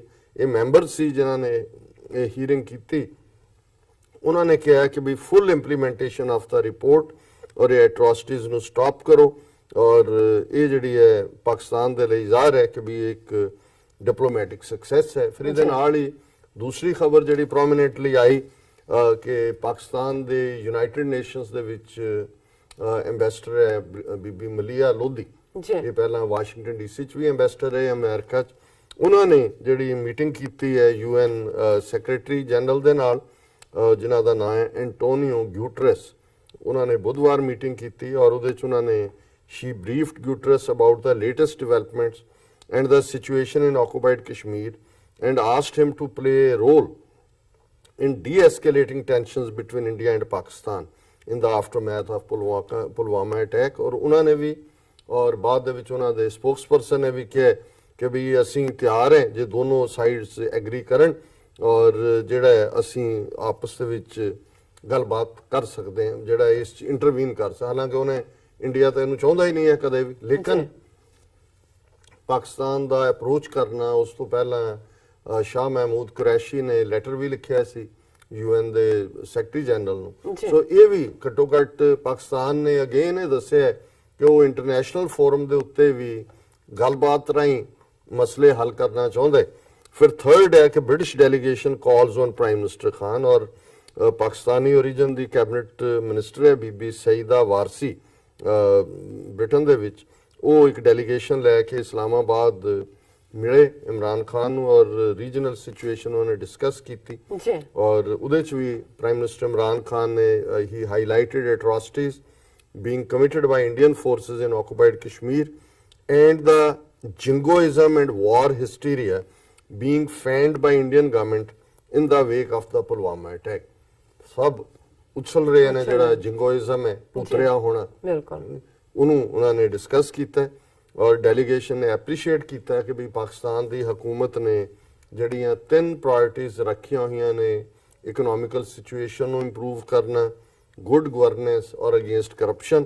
ਸੋ ਅਸੀਂ ਸਮਝਦੇ ਹਾਂ ਵੀ ਚਲੋ ਇਸ ਮੌਕੇ ਦੇ ਉੱਤੇ ਘੱਟੋ ਘੱਟ ਇਹ ਦੋਵੇਂ ਤਿੰਨੇ ਡਿਵੈਲਪਮੈਂਟਸ ਜਿਹੜੀਆਂ ਇੱਕ ਪੋਜ਼ਿਟਿਵ ਸਿਗਨਲ ਦੇ ਰਹੀਆਂ ਕਿ ਵੀ ਪਾਕਿਸਤਾਨ ਨੇ ਐਗਰੈਸਿਵ ਡਿਪਲੋਮੇਸੀ ਸ਼ੁਰੂ ਕੀਤੀ ਹੈ। ਕਿਉਂਕਿ ਇਸ ਤੋਂ ਪਹਿਲਾਂ ਵੀ ਕਸ਼ਮੀਰ ਸੋਲੀਡੈਰਿਟੀ ਡੇ ਵੇਲੇ ਜਿਵੇਂ ਸ਼ਾਹ ਮਹਿਮੂਦ ਕੁਰੈਸ਼ੀ ਨੇ ਆਕੂਪਾਈਡ ਕਸ਼ਮੀਰ ਦੇ ਵਿੱਚ ਸੈਯਦ ਅਲੀ ਸ਼ਾਹ ਗਿਲਾਨੀ, ਮੀਰਵਾਇਜ਼ ਉਮਰ ਫਾਰੂਕ ਜਿਹੜੇ ਹੁਰੀਅਤ ਕਾਨਫਰੰਸ ਦੇ ਲੀਡਰ ਨੇ, ਉਹਨਾਂ ਨਾਲ ਟੈਲੀਫੋਨਿਕ ਕਨਵਰਸੇਸ਼ਨ ਕੀਤੀ ਔਰ UN ਜਨਰਲ ਅਸੈਂਬਲੀ ਵੇਲੇ ਜਿਹੜੀ ਸਤੰਬਰ ਦੇ ਵਿੱਚ ਸੀ 2018 'ਚ ਸ਼ਾਹ ਮਹਿਮੂਦ ਕੁਰੈਸ਼ੀ ਦੀ ਬਹੁਤ ਅੱਛੀ ਪ੍ਰੈਜੈਂਟੇਸ਼ਨ ਸੀ, ਅਸੀਂ ਡਿਸਕਸ ਵੀ ਕੀਤਾ ਸੀ ਇੱਕ ਸੈਗਮੈਂਟ। ਪਰ ਇਸ ਗੱਲ ਦਾ ਧਿਆਨ ਰਹੇ ਕਿ ਵੀ ਜਦੋਂ ਇੱਕ ਪਾਸੇ ਕਸ਼ਮੀਰ ਮੁੱਦਾ ਔਰ ਕਸ਼ਮੀਰ ਰਿਪੋਰਟ ਇਸ ਦਾ ਜ਼ਿਕਰ ਹੋ ਰਿਹਾ ਹੈ, ਇਹ ਹਮੇਸ਼ਾ ਦੇਖਣ ਦੀ ਲੋੜ ਹੈ ਕਿ ਇੰਡੀਅਨ ਸਿਸਟਮ ਜਾਂ ਉਹਨਾਂ ਦੇ ਜਿਹੜੇ ਉਹ ਬੈਠੇ ਬ੍ਰਾਹਮਣ ਨੇ ਜੀ ਪੰਡਤ ਬਿਲਕੁਲ। ਜਿਹੜੇ ਕੰਮ ਹੀ ਇਹ ਕੁਝ ਕਰਦੇ ਨੇ, ਈਵਨ ਉਹਨਾਂ ਦੀ ਜਿਹੜੀ ਅਕਲ ਹੈ ਇਸ ਲੈਵਲ ਦੀ ਹੈ ਕਿ ਇੱਥੇ ਕਿਉਂਕਿ ਬੋਸਟਨ ਅਮਰੀਕਾ ਦਾ ਘਰ ਹੈ ਬੈਸਟ ਇੰਸਟੀਟਿਊਸ਼ਨਸ ਦਾ, ਜਿੱਥੇ ਸਾਰੇ ਬੜੇ ਬੜੇ ਥਿੰਕਰ ਨਿਕਲਦੇ ਨੇ, ਤੇ ਜਿਹੜੇ ਬੋਸਟਨ ਦੀਆਂ ਐਜੂਕੇਸ਼ਨਲ ਇੰਸਟੀਟਿਊਸ਼ਨ ਚੋਂ ਨਿਕਲਦੇ ਨੇ ਉਹਨਾਂ ਦੀ ਟਰਮ ਹੀ ਬੋਸਟਨ ਪੰਡਤਸ ਹੁੰਦੀ ਹੈ ਕਿ ਬੋਸਟਨ ਪੰਡਤਸ, ਕਿਉਂਕਿ they are the ones who decided ਵੀ ਕਿੱਧਰ ਨੂੰ ਕੀ ਜਾਣਾ। ਹੁਣ ਇੱਕ ਮੂਵ ਜਿਹਦੇ ਤੇ ਕੋਈ ਬਹੁਤੀ ਨਾ ਇਧਰਲੇ ਮੀਡੀਆ ਚਰਚਾ ਹੁੰਦੀ ਹੈ, ਇੰਡੀਅਨ ਮੀਡੀਆ ਤੇ ਜਾਣ ਕੇ ਵੀ ਨਹੀਂ ਕਰਦਾ। ਆਲਰੇਡੀ ਇੱਕ ਹਿੰਦੂ ਬੀਜੇਪੀ ਦਾ ਐਡਵੋਕੇਟ ਅਸ਼ਵਨੀ ਉਪਾਧਿਆਏ ਜੀ ਜਿਹਨੇ ਇੱਕ ਫੇਕ ਜਿਹੀ ਐਨਜੀਓ ਬਣਾਈ ਹੋਈ ਹੈ ਜੰਮੂ 'ਚ, ਉਹਨੇ ਸੁਪਰੀਮ ਕੋਰਟ ਦੇ ਵਿੱਚ ਇੰਡੀਅਨ ਸੁਪਰੀਮ ਕੋਰਟ 'ਚ ਪਟੀਸ਼ਨ ਕੀਤੀ ਹੋਈ ਹੈ ਕਿ ਆਰਟੀਕਲ 370 ਔਰ ਆਰਟੀਕਲ 35A ਜਿਹਦੇ ਥੱਲੇ ਕਸ਼ਮੀਰ ਨੂੰ ਸਪੈਸ਼ਲ ਸਟੇਟਸ ਹੈ, ਜਿਹਦੇ ਥੱਲੇ ਜੰਮੂ ਕਸ਼ਮੀਰ ਦਾ ਆਪਣਾ ਝੰਡਾ ਹੈ ਜੀ ਔਰ ਉੱਥੇ ਕੋਈ ਵੀ ਜਿਹੜਾ ਜ਼ਮੀਨ ਵਗੈਰਾ ਨਹੀਂ ਖਰੀਦ ਸਕਦਾ, ਅਦਰਵਾਈਜ਼ ਜਿਵੇਂ ਪੰਜਾਬ 'ਚ ਲਿਆ ਕੇ ਭਈਏ ਵਸਾ ਰਹੇ ਨੇ, ਹੁਣ ਤੱਕ ਇਹਨਾਂ ਨੇ ਜੰਮੂ ਕਸ਼ਮੀਰ 'ਚ ਵੈਸੇ ਹੀ ਮੁਸਲਮਾਨ ਮਾਈਨੋਰਿਟੀ 'ਚ ਕਰ ਦੇਣੇ ਸੀ। ਬਿਲਕੁਲ। ਸੋ ਉਹ ਜਿਹੜੀ ਕਨਸਟੀਟਿਊਸ਼ਨਲੀ ਦੇ ਬਾਵਜੂਦ ਕਿ ਜ਼ੁਲਮ ਔਰ ਲਗਾਤਾਰਤਾ ਨਾਲ ਰਿਹਾ, ਪਰ ਕਸ਼ਮੀਰੀਆਂ ਨੇ ਆਰਟੀਕਲ 370 ਔਰ 35A ਨੂੰ ਗਾਰਡ ਵੀ ਕੀਤਾ। ਇਸ ਦੇ ਉੱਤੇ ਭਾਵੇਂ ਕੋਈ ਲਿਬਰਲ ਹੈ ਤੇ ਭਾਵੇਂ ਕੋਈ ਜੰਗਜੂ ਹੈ, ਸਭ ਇੱਕ ਹੋ ਜਾਂਦੇ ਨੇ। ਜੀ ਪਰ ਹੁਣ ਜਿਹੜਾ ਇਹਨਾਂ ਨੇ ਰਾਊਟ ਲਿਆ ਹੈ ਜੇ ਕਿ ਉਹਨੂੰ ਅਨਕਨਸਟੀਟਿਊਸ਼ਨਲ ਬਣਾਉਣ ਦਾ, ਔਰ ਜਿਹੜੀ ਖਬਰ ਕਿਤੇ ਨਹੀਂ ਲੱਗੀ ਕਿ ਸੁਪਰੀਮ ਕੋਰਟ 'ਚ ਪੈਟੀਸ਼ਨ ਪਿਛਲੇ ਸਾਲ ਦੀ ਸੀ ਔਰ ਮਹਿਬੂਬਾ ਮੁਫਤੀ ਗਵਰਨਮੈਂਟ ਨੇ ਉਦੋਂ ਸੈਂਟਰ ਗਵਰਨਮੈਂਟ ਨੂੰ ਕਿਹਾ, ਕਿਉਂਕਿ ਪੀਡੀਪੀ ਔਰ ਇਹਨਾਂ ਦਾ ਅਲਾਈਅੰਸ ਸੀ ਵੀ ਇਹਦੇ ਤੇ ਕਰੋ, ਸੈਂਟਰ ਜਿਹੜਾ ਉਹ ਡੋਸਾਈਲ ਬਣ ਕੇ ਬੈਠਾ ਰਿਹਾ। ਉਹਨਾਂ ਨੇ ਜਿਹੜਾ ਆਪਣਾ ਜਿਹੜਾ ਵਕੀਲ ਵਗੈਰਾ ਜੰਮੂ ਕਸ਼ਮੀਰ ਦਾ ਅਟਾਰਨੀ ਜਨਰਲ ਇਹ ਉਹ ਭੇਜਿਆ, ਲੇਕਿਨ ਇੰਟੈਂਟ ਇਹਨਾਂ ਦੀ ਸਾਫ਼ ਨਹੀਂ ਲੱਗਦੀ। ਇਹਨਾਂ ਦੀ ਜਿਹੜੀ ਹੈ ਨੀਅਤ ਉਹ ਮਾੜੀ ਹੈ। ਔਰ ਸੁਪਰੀਮ ਕੋਰਟ ਦੀ ਇਹ ਖਬਰ ਜਿਹੜੀ ਉਹਨਾਂ ਦੀ ਮੀਡੀਆ 'ਚ ਹੀ ਲੱਗੀ, ਜੀ top court to take up plea on Article 35A 370 urgent listing of PIL ਜਿਹੜਾ Public Interest Litigation against Jammu Kashmir Special Status Validity sought। ਹੁਣ ਇਹ ਜਿਹੜਾ ਸੁਪਰੀਮ ਕੋਰਟ ਦਾ ਚੀਫ ਜਸਟਿਸ ਹੈ ਰੰਜਨ ਗੋਗੋਈ, ਉਹਨੇ ਇਹ ਕਿਹਾ give the mentioning memo to the registrar we will see it। ਇਹਨੇ ਜਿਹੜਾ ਇਹ ਬੀਜੇਪੀ ਦਾ ਐਡਵੋਕੇਟ ਇਹਨੇ ਕਿਹਾ ਜੀ ਕਸ਼ਮੀਰ ਦੇ ਵਿੱਚ ਹਾਲਾਤ ਠੀਕ ਨਹੀਂ ਹੈਗੇ ਔਰ ਇਹ ਜਿਹੜੀ ਕਨਸਟੀਟਿਊਸ਼ਨੈਲਿਟੀ ਹੈ ਆਰਟੀਕਲ 370 ਔਰ 35A ਦੀ ਇਹ ਡਿਸਕਸ ਹੋਣੀ ਚਾਹੀਦੀ ਹੈ। ਔਰ ਚੀਫ ਜਸਟਿਸ ਕਿਹਾ ਜੀ ਇਹਨੂੰ ਤੁਸੀਂ ਰਜਿਸਟਰ ਕਰੋ। ਇਹਦਾ ਮਤਲਬ ਇਹ ਹੈ ਕਿ ਆਉਣ ਵਾਲੇ ਦਿਨਾਂ 'ਚ ਬਹੁਤ ਜਲਦੀ ਇਸ ਦੇ ਉੱਤੇ ਹੀਅਰਿੰਗ ਹੋਏਗੀ। ਔਰ ਇਹ ਕਿਉਂਕਿ ਉਪਾਧਿਆਏ ਨੇ ਬੈਂਚ ਨੂੰ ਕਿਹਾ ਕਿ this is matter of extreme national importance ਔਰ ਇਹ ਜਿਹੜੀ ਹੈ ਪਲੀ ਤਾਂ ਪਿਛਲੇ ਸਤੰਬਰ ਤੋਂ ਚੱਲ ਰਹੀ ਸੀ, ਪਰ ਹੁਣ ਸੁਪਰੀਮ ਕੋਰਟ ਦੇ ਚੀਫ ਜਸਟਿਸ ਦਾ ਕਹਿਣਾ ਹੈ ਕਿ ਇਹਨੂੰ ਅਰਜੈਂਟ ਲਿਸਟਿੰਗ ਦੇ ਵਿੱਚ ਲਿਆਓ। ਇਹਦਾ ਮਤਲਬ ਹੈ ਵੀ ਕੁਛ ਨਾ ਕੁਛ ਕੁੱਕ ਹੋ ਰਿਹਾ। ਔਰ ਇਹਦੇ ਜਿਹੜਾ ਉਹਨਾਂ ਦੇ ਆਰਗੂਮੈਂਟ ਨੇ ਕਿ ਵੀ ਇਹ ਜਿਹੜਾ ਕਸ਼ਮੀਰ ਕੰਸਟੀਟਿਊਐਂਟ ਅਸੈਂਬਲੀ ਜਿਹੜੀ 26 ਜਨਵਰੀ ਉਹਨੇ ਕਿਹਾ ਕਿ ਜੀ Upadhyaya in his plea filed in September has contended that the special provision was temporary in nature at the time of framing of constitution in Article 370 lapsed with the dissolution of the Jammu and Kashmir Constituent Assembly on January 26, 1957। ਇਹ 26 ਜਨਵਰੀ 1957 ਨੂੰ ਜਦੋਂ ਕੰਸਟੀਟਿਊਐਂਟ assembly ਜਿਹੜੀ ਜੰਮੂ ਉਹੀ dissolve ਹੋ ਗਈ ਤੇ ਇਹ provision ਜਿਹੜੇ ਸੀ ਉਹ ਟੈਂਪਰੇਰੀ ਸੀ, they were never part of being permanent in the constitution. ਫਿਰ ਉਹ ਕਹਿੰਦਾ added to the constitution through the presidential order in 1954 ਕਿ ਇਹ ਪ੍ਰੋਵੀਜ਼ਨ 1954 ਚ presidential order ਦੇ ਨਾਲ ਆਏ। Article 35A gives special right and privileges to permanent residents of Jammu and Kashmir and debars rest of Indians from acquiring immovable property, or it denies property rights to women marrying men from other states. This legal disability also applies to heirs of such women। ਫਿਰ ਉਹਨਾਂ ਨੇ ਕਿਹਾ ਜੀ ਕਿ Article 370 ਜਿਹੜਾ ਇਹ ਵੀ ਜਿਹੜਾ unconstitutional ਹੈ। Petitioner urge the top court to declare that separate constitution of Jammu and Kashmir was arbitrary and unconstitutional on various grounds, including that ਹੁਣ ਕੀ plea ਹੈ, it is against the supremacy of the Constitution of India ਕਿ ਜੀ ਸਾਰੀਆਂ ਸਟੇਟਾਂ ਨੇ ਇੱਕ ਦਾ ਕਿਵੇਂ ਹੋ ਸਕਦਾ, ਇਹ ਤਾਂ ਜਿਹੜੀ ਸੁਪਰੀਮੇਸੀ ਆਫ ਕਿਉਂਕਿ ਜਿਹੜਾ ਵੀ ਕੋਈ ਐਕਟ ਇੰਡੀਅਨ ਪਾਰਲੀਮੈਂਟ 'ਚ ਹੁੰਦਾ ਹੈ ਪਾਸ, ਜੀ। ਉਹ ਆਟੋਮੈਟਿਕਲੀ ਜੰਮੂ ਕਸ਼ਮੀਰ ਤੇ ਲਾਗੂ ਨਹੀਂ ਹੁੰਦਾ। ਜੰਮੂ ਕਸ਼ਮੀਰ ਦੀ ਅਸੈਂਬਲੀ ਨੂੰ ਉਹਨੂੰ ਭਾਵੇਂ ਉੱਥੇ ਉਹਨਾਂ ਨੇ ਡੰਮੀ ਅਸੈਂਬਲੀਜ਼ ਹੀ ਖੜੀਆਂ ਕੀਤੀਆਂ ਹੋਈਆਂ, ਕਦੇ ਫਾਰੂਕ ਅਬਦੁੱਲੇ ਦੀ, ਉਹਦੀ ਸ਼ੇਖ ਅਬਦੁੱਲੇ ਦੀ ਔਲਾਦ ਰਹੀ ਹੈ, ਕਦੇ ਮੀਰ ਕਾਸਮ ਆ ਗਿਆ, ਪੀਡੀਪੀ ਫੋਲੋ ਤਾਂ ਉਹਨੂੰ ਹੀ ਕਰਦੇ ਨੇ ਜੋ ਸੈਂਟਰ ਕਹਿੰਦਾ। ਜੀ। ਪਰ ਘੱਟੋ ਘੱਟ ਇੱਕ ਪ੍ਰੋਵੀਜ਼ਨ ਜ਼ਰੂਰ ਹੈ ਕਿ ਵੀ ਆਟੋਮੈਟਿਕਲੀ ਉੱਥੇ ਲਾਗੂ ਨਹੀਂ ਹੁੰਦਾ, ਕੋਈ ਇਮੂਵੇਬਲ ਪ੍ਰਾਪਰਟੀ ਨਹੀਂ ਲੈ ਸਕਦਾ, ਔਰ ਉਹਨਾਂ ਦਾ ਆਪਣਾ ਝੰਡਾ, ਔਰ ਦੂਸਰਾ ਉਹਨਾਂ ਨੂੰ ਘੱਟੋ ਘੱਟ ਇੱਕ ਸੈਪਰੇਟ ਸਟੇਟਸ ਹੈ। ਬਿਲਕੁਲ। ਹੁਣ ਉਹ ਇਹ ਕਹਿ ਰਿਹਾ ਆਪਣੀ ਪਟੀਸ਼ਨ ਦੇ ਵਿੱਚ that it was against the supremacy of Constitution of India and contrary to dictum of one nation, one constitution, one national anthem and one national flag। ਕਿ ਜੀ ਇਹ ਕਿਵੇਂ ਹੋ ਸਕਦਾ ਹੈ ਕਿ ਇੱਕ ਦੇਸ਼ ਦੋ ਝੰਡੇ ਹੋਣ ਔਰ ਸੁਪਰਾਮੇਸੀ ਨਾ ਹੋਏ। ਸੋ ਜਿਹੜਾ ਉਹਨਾਂ ਨੇ ਕਿਹਾ ਜੀ ਵੀ ਇਸ ਲਈ ਇਹਨੂੰ ਸਾਰਿਆਂ ਨੂੰ ਅਨਕਨਸਟੀਟਿਊਸ਼ਨਲ ਬਣਾਓ। ਸੋ ਮੇਰਾ ਫੀਅਰ ਇਹ ਹੈ ਵੀ ਇਸ ਗੱਲ ਦੀ ਪੋਸਿਬਿਲਿਟੀ ਨੂੰ ਨਕਾਰਿਆ ਨਹੀਂ ਜਾ ਸਕਦਾ ਕਿ ਐਨ ਜੇ ਅਰਜੈਂਟ ਹੀਅਰਿੰਗ ਚ ਨੂੰ ਲਿਆਂਦਾ ਆਉਣ ਵਾਲੇ ਹਫ਼ਤਿਆਂ ਦੇ ਵਿੱਚ ਅਸੀਂ ਐਸਾ ਕੁਝ ਸੁਣੀਏ ਕਿ ਵੀ ਜਿਵੇਂ ਉਹ ਪੰਜਾਬੀ ਚ ਕਹਿੰਦੇ ਨੇ ਕਿ ਉਹ ਕਿ ਨੱਥ ਕਢਾਉਣ ਨੂੰ ਤੇ ਉਹ ਫਿਰ ਇਹ ਨੱਕ ਵਢਾਉਣ ਨੂੰ, ਕਿ ਜੰਮੂ ਕਸ਼ਮੀਰ ਦੇ ਲੋਕ ਆਪਣੀ ਜਿਹੜੀ ਆਜ਼ਾਦੀ ਦੇ ਲਈ, ਪਲੇਬਿਸਾਈਟ ਦੇ ਲਈ, ਕਿ ਭਾਈ ਸਾਨੂੰ ਹੱਕ ਹੋਏ ਰਾਈਟ ਆਫ ਸੈਲਫ ਡਿਟਰਮੀਨੇਸ਼ਨ ਦਾ, ਉਹਨਾਂ ਦੀ ਸਟਰਗਲ ਹੈ, ਤੇ ਉਹ ਕਨਸਟੀਟਿਊਸ਼ਨ ਦਾ ਸਹਾਰਾ ਲੈ ਕੇ ਕਹਿਣ ਜੀ ਇਹ ਤਾਂ ਅਨਕਨਸਟੀਟਿਊਸ਼ਨਲ ਹੈ, ਇਸ ਲਈ ਤੁਸੀਂ ਵੀ ਕੋਈ ਸਟੇਟ ਹੋ just like the other states of India. So ਇਹ ਜਿਹੜਾ ਪਾਰਟ ਹੈ ਮੈਨੂੰ ਇਹ ਲੱਗਦਾ ਕਿਉਂਕਿ ਜੇ ਸਤੰਬਰ ਦੀ ਇਹ ਹੋਈ ਸੀ ਔਰ ਹੁਣੀ ਜਿਹੜਾ ਚੀਫ ਜਸਟਿਸ ਨੂੰ ਲੱਗਾ ਜੀ ਇਹਨੂੰ ਸਪੈਸ਼ਲ ਰਜਿਸਟਰੀ ਚ ਲਿਆ ਕੇ ਇਹਦੀ ਹੀਅਰਿੰਗ ਕਰੋ, ਸੋ ਹੋ ਸਕਦਾ ਹੈ ਕਿ in the end supreme court ਦਾ ਡਿਸੀਜਨ ਜਿਹੜਾ ਹੈ ਉਹ ਅਗੇਂਸਟ ਆਏ।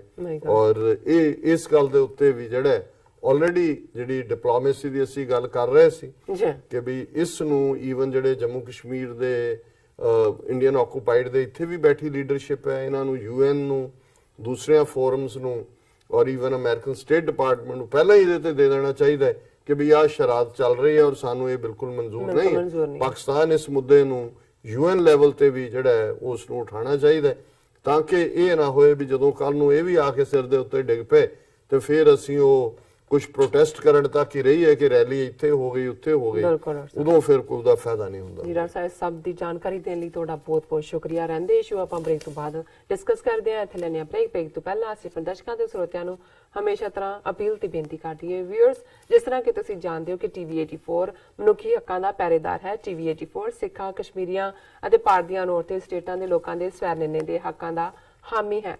ਅਸੀਂ ਚਾਹਾਂਗੇ ਕਿ ਤੁਸੀਂ TV84 ਦੀ ਚੜ੍ਹਦੀ ਕਲਾ ਲਈ ਵੱਧ ਤੋਂ ਵੱਧ ਡੋਨੇਟ ਕਰੋ। ਡੋਨੇਟ ਕਰਨ ਲਈ ਸਾਡੀ ਵੈਬਸਾਈਟ tv84.tv ਤੇ ਜਾ ਕੇ ਪੇਪਲ ਦੀ ਵਰਤੋਂ ਕਰਕੇ ਵਨ ਟਾਈਮ ਡੋਨੇਟ ਕਰ ਸਕਦੇ ਹੋ, ਮੰਥਲੀ ਡੋਨੇਟ ਵੀ ਕਰ ਸਕਦੇ ਹੋ।